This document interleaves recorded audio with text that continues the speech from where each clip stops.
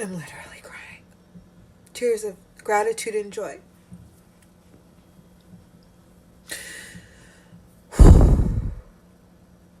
Let me tell you what. So I received a text message from my mother saying this was my mother's and I want you to have it. I then received a photo of the card I included either at the beginning of this video or as the thumbnail for the video, depending on what platform you're on. Now, I always knew that my maternal grandmother was a follower of Edgar Cayce. I knew that. I knew that she pulled out tarot cards at family events. I knew that. But I didn't remember it. The only memories I have of my maternal grandmother are she created a little garden for me at her house that we'd work in together. But my maternal grandmother did pass away when I was 5 years old. The number of restriction, right? That karmic number, which theoretically prevented us from connecting on a conscious level. In other words, as it relates to spiritual consciousness. Now, the reason I'm crying tears of gratitude is because of the realization of what she was able to do.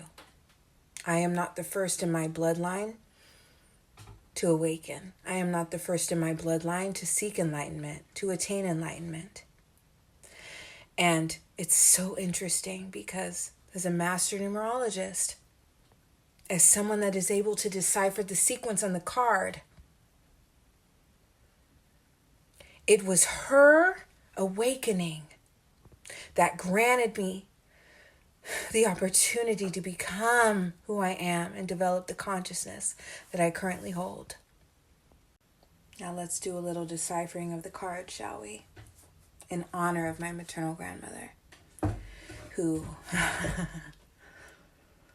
opened the floodgates for her granddaughter to possess the level of consciousness and enlightenment I currently do.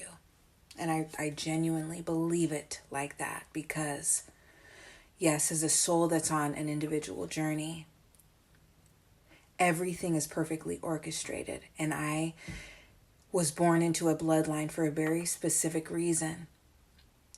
And but for my grandmother's actions, it wouldn't fit. 80. My grandmother was a being who was navigating a karmic cycle relative to her actions and reactions from a previous life.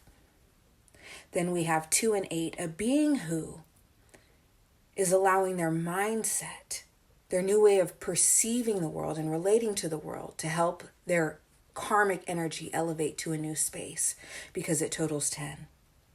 We then have 2 and 0, which means she's working toward a completely new mindset, perspective, way of perceiving the world, relating to the world, understanding the world.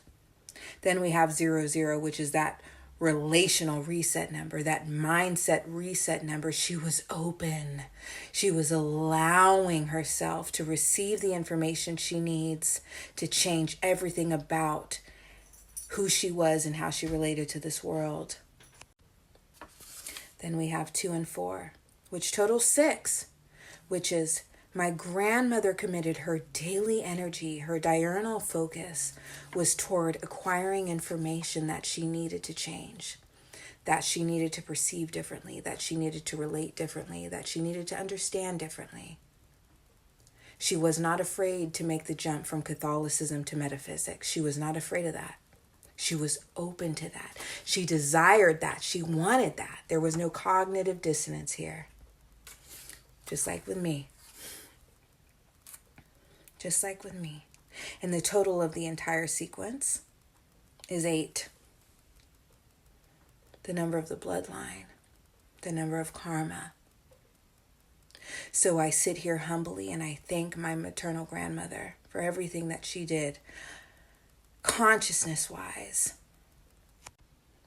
And I assure you, Eleanor King, it will continue with me. And with Pluto entering Aquarius, which is my 5th house,